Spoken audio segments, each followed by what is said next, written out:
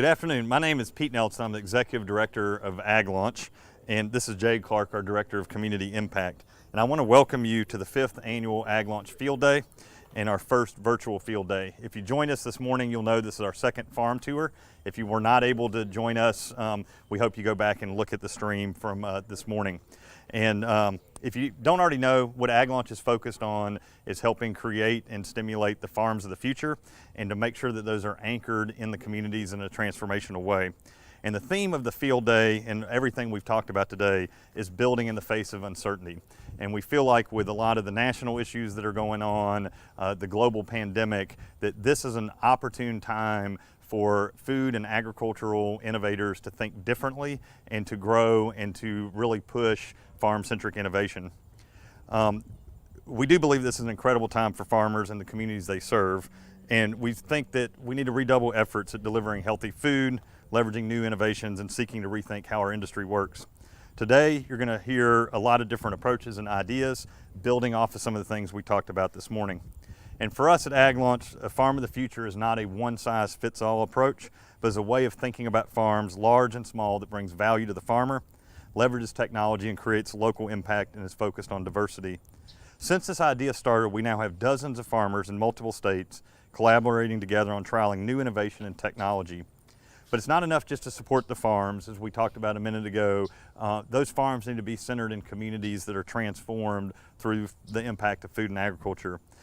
So our work is concerned also with food justice, food access, economic development, and health outcomes. So I introduced a minute ago Jade Clark, our Director of Community Impact. Jade is a food scientist. She has a BS from University of Tennessee in food science. She then went on to spend over a decade of a career working for companies like Coke in product development and food products. Came back to Memphis 4 years ago to focus on building a nonprofit that would do contextualized learning around health and wellness around fresh food called Project Fresh. And we've been blessed to have her leading our efforts on community impact. So Jade, again, always great to work with you. Look forward to today. Hi.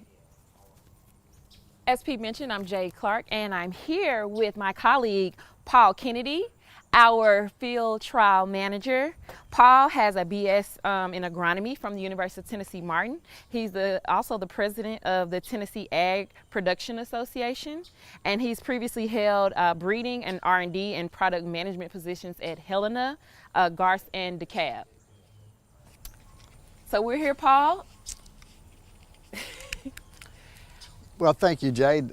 Yes, as field trial manager for Ag Launch, I get the blessings of working with the farmers in the farmer network, and that consists of urban farmers like we have here at Greenleaf, as well as large or small row crop farmers out across the rural areas. And part of my position is to bring these two together with startups that have the technology and innovation that will bring new ideas and creativity to the farmers. And for the most part, this location that we're at today is very keen of an idea of what we are all looking forward to. So we're here at Greenleaf Learning Farm in South Memphis community of Memphis, Tennessee. We have here Marlon Foster. Marlon Foster is the visionary and founder of Knowledge Quest. Knowledge Quest is the nonprofit organization that runs Greenleaf Learning Farm. This is one of many programs that Knowledge Quest offers to their community. Marlon is a pastor. He grew up in this neighborhood and still currently lives in this community. He's a graduate from Lemoyne on, and he's been leading the charge in these efforts for several years now. We also have Theo Davies. Theo is the farm manager here at Greenleaf. He has an urban food system degree in anthropology from the University of Memphis. Fun fact about Theo, Theo had no production or food production experience prior to running this farm, and he's been running it for about 5 years now. So I'm gonna let these two gentlemen tell us more about Greenleaf Learning Farm, and we're gonna take a tour and see what all they have to offer over here. Yeah, well, welcome to Greenleaf, and We're excited to be sharing and excited for Ag Lunch and all that we're doing here in the city of Memphis and our region, and excited for all of you and your participation. Welcome to Greenleaf Learning Farm. It's one of the signature efforts of our parent organization, Knowledge Quest, and USDA's certified organic operation since 2012. But our first community garden goes back to 1999, and we've just been continuing to progress from that time. There are a lot of our community matriarchs and patriarchs that actually helped to get this started. We started with two of our elders that had 100 years growing experience between the two of them. And after about 5 years, they began to hand it down to other, younger growers like Theo and others that we have on the team. So it's been a true community effort, and we just really try to look at agriculture as not only within itself, but as a means of how do we come together around intergenerational efforts of bringing folks together, coming together around community and economic development, and coming together around how we can really, literally prepare our growers of the future right here in an urban context. Hi, I'm Theo Davies. I'm the farm manager here. I'm going to take this off. As they all said, I've been working here for about 5 years now. I started out as just the assistant grower. I was moved up to the farm manager shortly thereafter, and I've been growing everything here on the farm. It's about 2/3 of an acre inside this fence. We have about 2 acres total, including our expansion and the orchard. Everything, as Mr. Foster said, everything is USDA certified organic. We do everything from seed or start. We plant them all ourselves, harvest everything ourselves, sell it ourselves, and we provide right here for the neighborhood. People come up all the time asking for this, that, and the other, mostly green tomatoes and okra.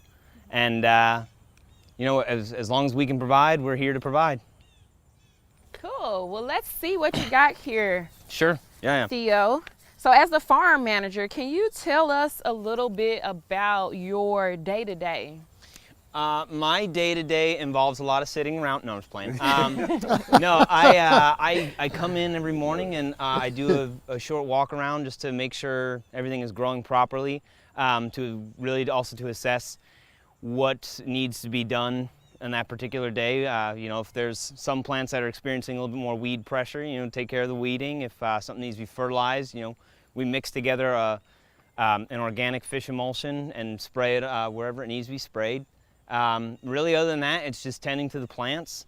Tomatoes always need trellising, plants always need pruning, and we just interact with the people who come up to the farm and tell them all about the food. We harvest usually 3 days a week, Mondays, Wednesdays, Fridays. We go to market on Thursdays, like today. We're at the South Memphis Farmers Market right here in the neighborhood.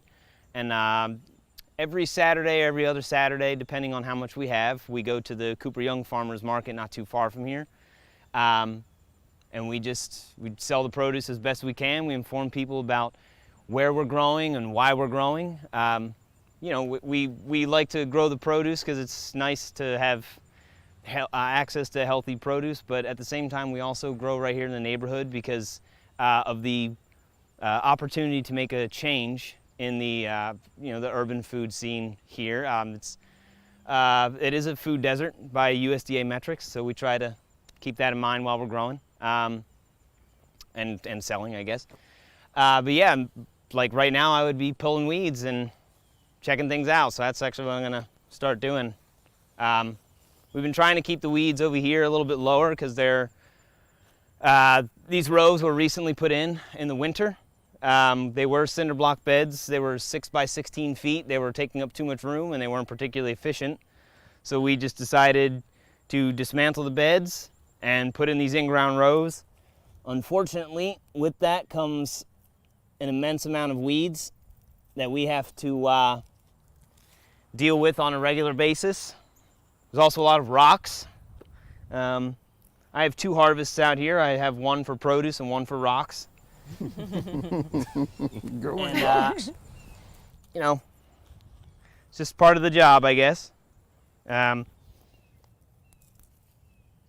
Fortunately, there's not a whole lot of weeds anymore. We've been pretty diligent about picking them.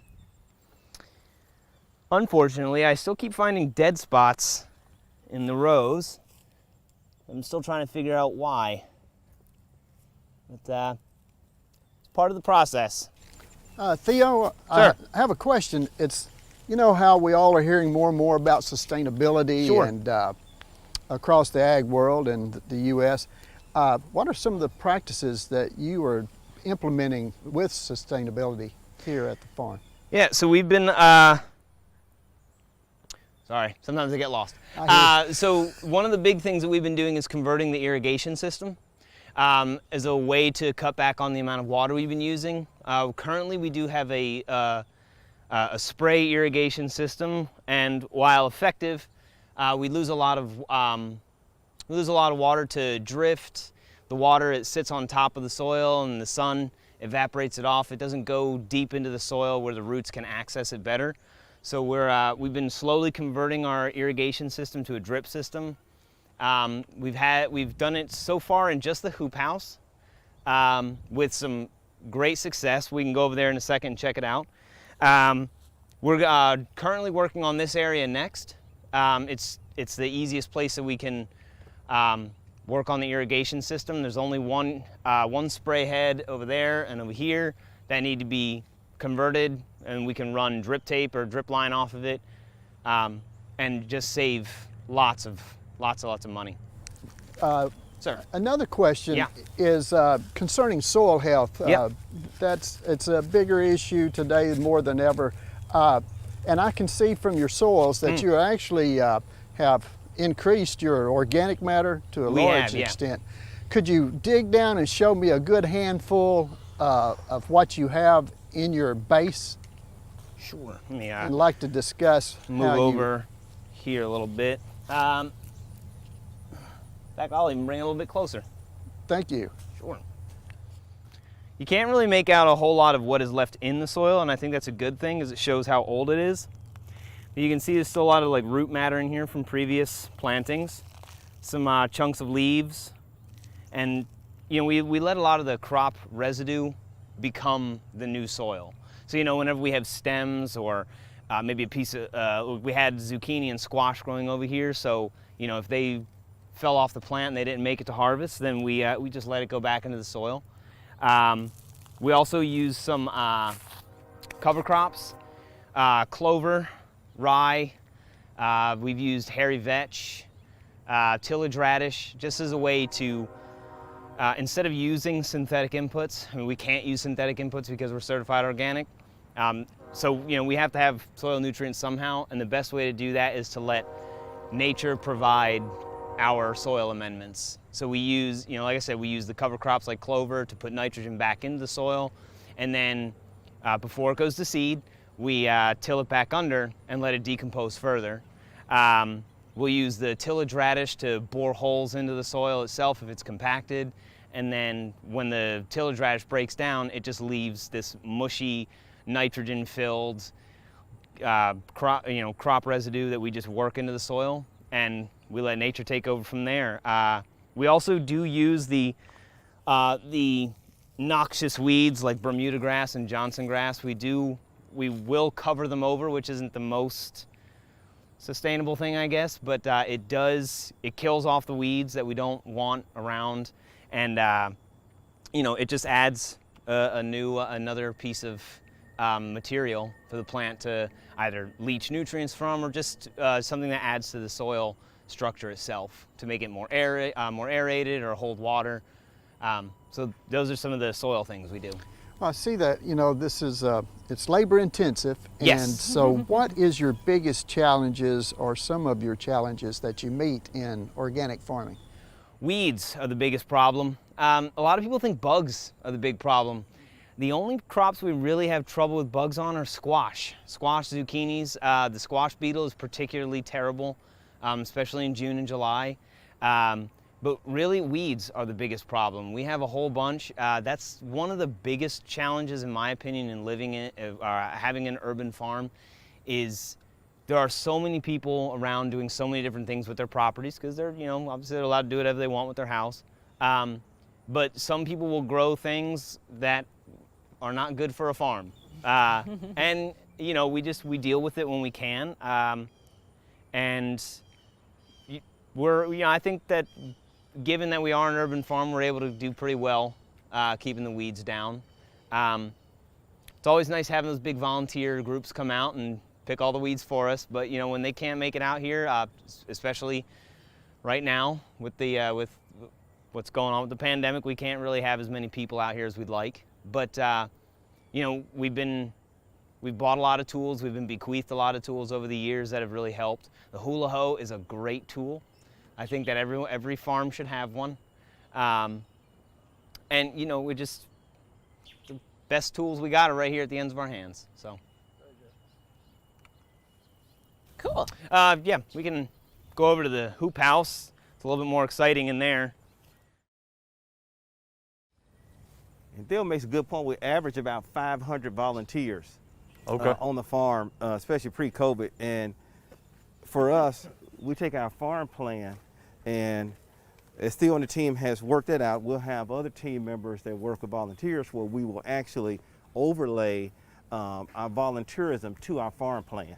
So everything from thousands of seed starts to the harvest days to, you know, everything, weeding, all of that is rolled into this kind of massive plan where we're really engaging hundreds of folks during the course of our season. Yeah.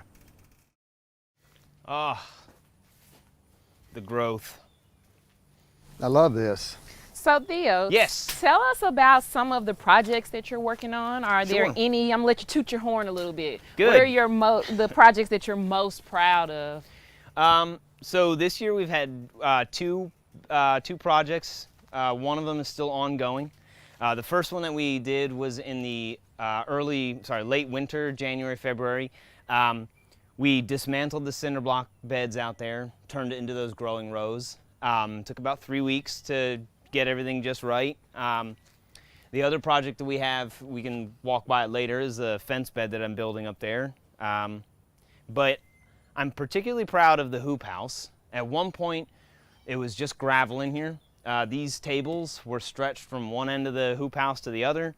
There was nothing growing in here. It was all gravel. We were using it as an educational space, but that was sort of it was kind of a waste of the space itself. So with a large volunteer group, we scooped out all the gravel and we redistributed it across the farm into the walkways. And then we had another group come in about a week later, and they dumped about 20 cubic yards of soil back in here. I converted the irrigation system. You can see along the sides and along the ceiling of the hoop house, we have spray emitters.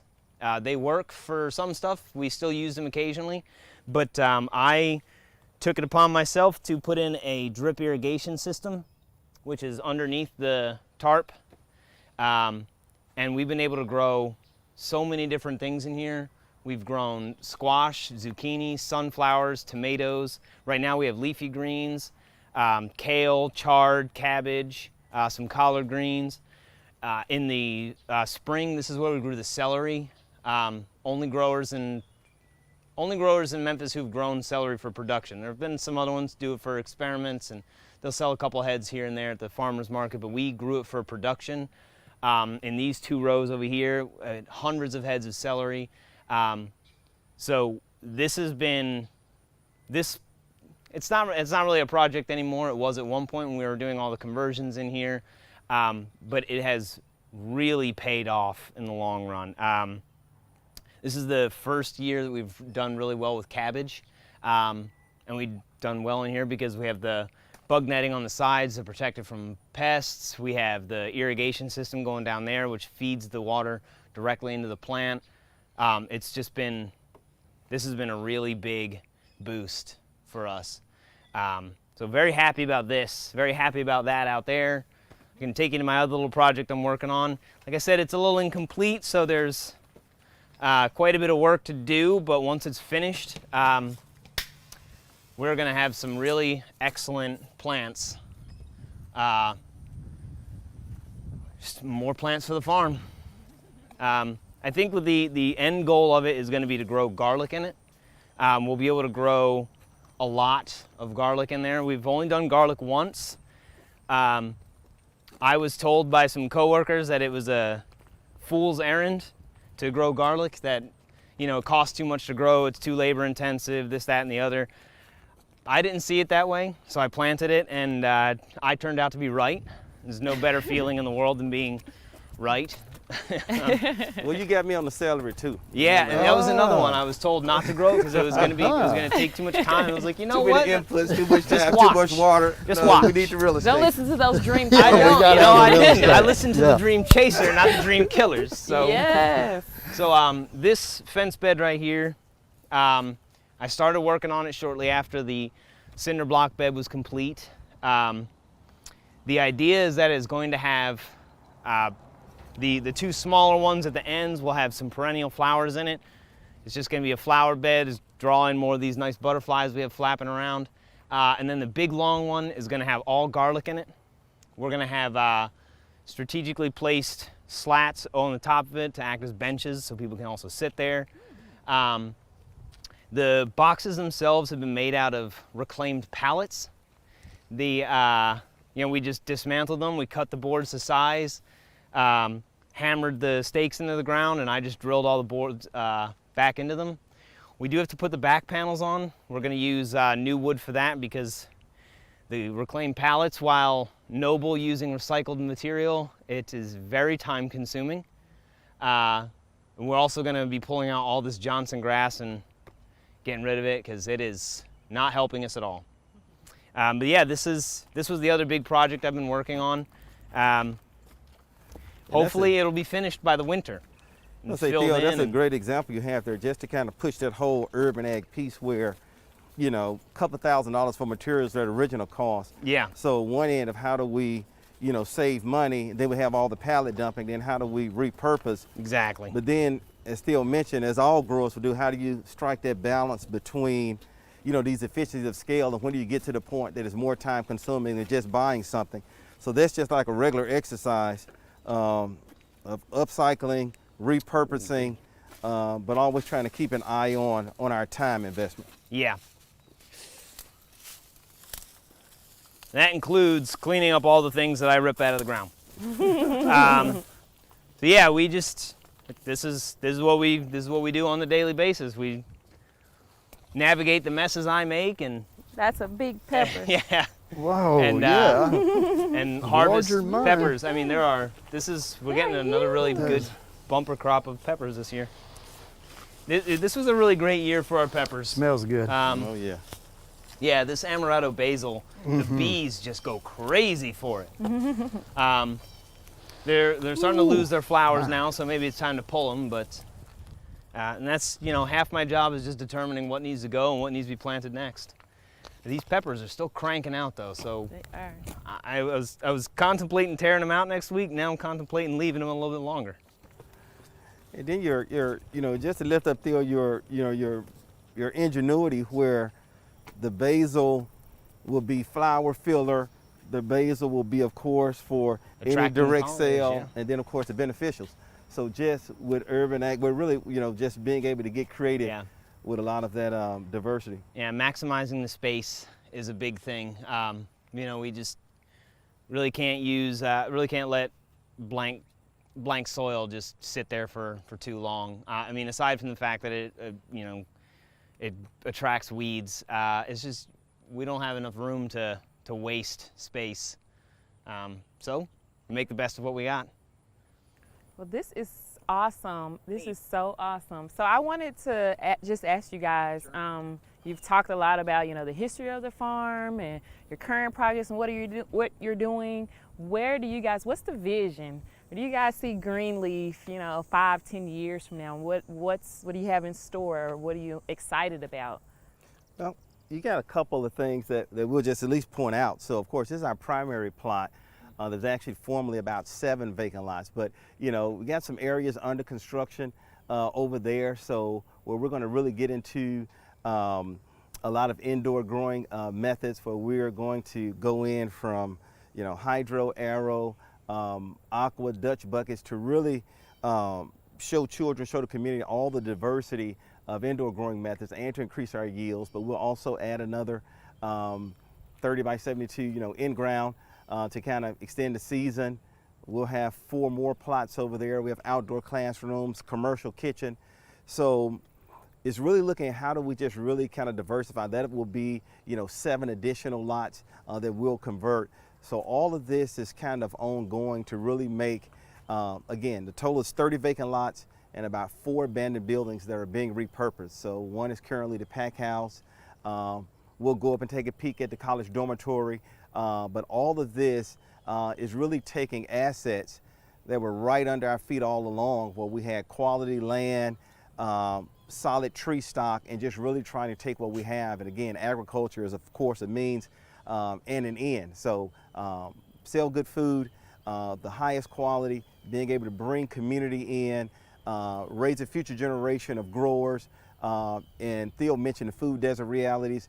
So there's so many bottom lines that we're up to. But yeah, we're excited about the future and all that will be to come. What about you, Theo? What keeps you going? You've been here 5 years. Yeah. Just putting the food onto people's plates. That's my thing. That's all I want to do. If I wanted to make money, I'd be in finance. That's not my thing. I just want to bring good food to good people.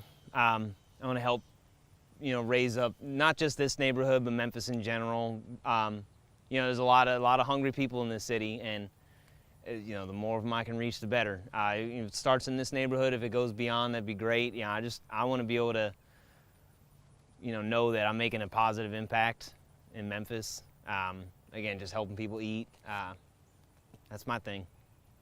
Well, thank you Very so welcome. much, Theo. I know you have to get back to work because you're Yeah. the farmer, contractor. Gotta earn my keep. You're doing it all, and everything looks amazing. So Thank you. great job. Yes. Thank y'all very much. Y'all enjoy the rest of the tour. I'm gonna start weeding. See you, Theo. Yeah. All right, Marlon. Let's see what else you got here. Yeah, we'll head up this way. But again, just the pack house behind us where we converted it's about a little over 1,000 square feet, traditional home where that back bedroom was converted to a full walk-in cooler, 3-compartment sink, commercial green spinner. That was one of the assets. The second is this house here that's over to our right that we're going to convert to a college career technical education program. We have a high school culinary academy since 2013, starting a high school farm academy. So we'll get a chance to operate there. But what we'll unveil this year in January was actually college dormitory. So this 10 one-bedroom units apartment community, this was about 500 square feet per unit, and it was a challenge. I mean, we had families of 10 living in a one-bedroom. It was dilapidated. The owner could not get ahead of himself, practically gave it to us, and we just went on a mission where it's certified enterprise green, so we wanted to highlight our principles of sustainability, and it's a residence now for students that come and they want to live on community and to work right here on the farm. So they come, and for 15 hours a week, they get a chance to have free housing, free utilities, free Wi-Fi. It's fully furnished for that commitment. So we've targeted the big 4 in Memphis of our major colleges and universities, and they live here, but we're really proud of it as a community has really saw all the ebbs and flows of this property. It was a real challenge, but to see it now, we had so many positive responses from all of our neighbors about what this looks like now. So yeah, we're proud of it. It's definitely beautiful. I wish I could live here. Do you have any vacancies? Any vacant units? 1 or 2 on the horizon. We can keep you in mind on. But This yeah, is we'll get a chance, and awesome. we can come back and let everyone take a peek on the inside. But it's a project that we're excited about. It. We went about a year at it, just continuing to draw resources, get folks excited. Volunteers gutted it out, saved us over 15 grand. Without anybody just start getting excited. That's the thing about community and volunteers, where we just start doing something. And we gutted out both levels, and about 64 panels that cover every window, every door. We've turned into a huge art project with huge carrots on the east side near the farm. With this look like a full library on this side, but just staying busy, staying active, giving folks something to come alongside and dream with us. And yeah, now we have this end product. So that's one of the things I love about Knowledge Quest and what you're doing is that you've found so many innovative ways to connect with the community. So, you know, you've told us about this housing project. What about the new store? the store. Yes, You know, let's it's hear all always- about the store. Challenge is always to convert to opportunities. So that's really the big thing with this tour. From the vacant lots and the blight mitigation to, you know, challenging residential spots to this corner store that has been around. We've traced it back with neighbors to the 50s. And now, you know, from, you know, ebbs and flows of so many different owners and so many different challenging characters that have had the spot. We just got this store. We're excited about it. We've long owned the lot right next door to it. But the vision is we're looking at, you know, co-op models to have neighborhood level ownership in the store. Neighbors want an idea of a delicatessen, so we're seeing how our culinary students will have fresh prep items. But again, it's going to be the same principle as the farm. You know, we want the highest quality of food prep. You know, we often say trust your farmer. We say trust your farmer but verify, you know, so we want it to be USDA certified organic for what it represents. We want it to show that we're willing to put the work in, that the knowledge and innovation is happening in urban ag, and we really wanted to be able to show our neighbors, you know, that we can express our value in them by having the highest growing quality standards and to really express it every day. It'll be the same for the store. You know, we want to have, of course, we have all the organic produce inside, but we want free-range chicken. We want grass-fed beef on the inside. And the whole principle is, how do we bring these two extremes together where we are ranked #1 in all the wrong areas in this neighborhood, but how do we bring those extremes where quality usually follows the pocketbook, but how do we, you know, really turn that pyramid upside down and bring the very best right here in urban pockets like where we are in South Memphis. And, you know, hopefully we can develop something where across our county, we have about 4,000 vacant lots that are blighted and need mitigation. We have, you know, hundreds of square miles of vacant land in Memphis. So can we take, you know, our little corner of the world and maybe be a model for Memphis, for the broader nation, of how we can, you know, we can change things around through agriculture. Well, you guys are definitely leading the way. You know, can you tell us a little bit about where you see the future of ag and food, urban ag and food security, and how can Greenleaf be a catalyst, you know, for urban ag in Memphis? I think we get to the principles of agriculture around, you know, the bottom lines, you know, that, you know, even if you have multiple bottom lines like we do, you know, everybody wants to be efficient. Everybody wants to, you know, honor conservation standards that leads to efficiency and to cost savings. You know, people have a passion when you wake up and do this every day. So everyone has a passion for putting food on tables. And I think what we're up to, you know, here in Memphis and our region, with big ag folks and urban ag folks really coming together and really accentuating, you know, all those qualities, you know, and character traits that we all share. There are some foundational truths in ag, no matter where you find it. And I think that's our real power. You know, we want to be a servant to the urban ag side. We love learning and drawing from, you know, our friends that have been doing this on larger scales. And again, even here, you know, there were two of our elders, you know, they were in their late 60s, one was in his 70s, you know, but they had all this ag experience. So they're bringing their big ag experience from their youth to this urban ag context. So it's all connected. And we just want to, you know, be a servant to the process and see what we can learn, see what we can share within this movement. That's awesome. That is so awesome. Well, we definitely appreciate you, Marlon. Thank you all for joining us. I hope you enjoyed this farm tour as much as we did. There's some great stuff going on right here in South Memphis.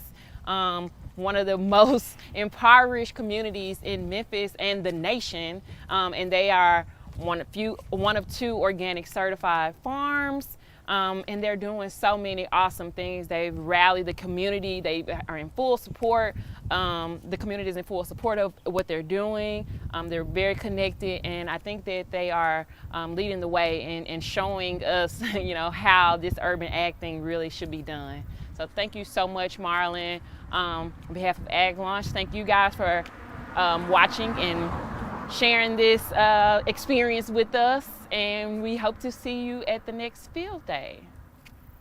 Yeah, and I want to add to what Jade said. Thanks again. Thank you for having us here. When you get done watching this tour, we have 4 videos that will also be posted looking at other examples on how ag and food can work to transform the communities that we serve. And so this is a great example. Thank you. This is awesome work. Look forward to building the partnership and even thinking about filling up this store with stuff from the overall farmer network. It's going to be a great way to connect this whole network. If you have not gone through the website, besides the video, we have posted all the different farmers, and that itself is astounding. You've been on a lot of those calls that we have urban, rural, large, small, all moving around these principles of thinking about crop diversity, how do we improve our communities, how do we think about agriculture in a new way. So again, thank you.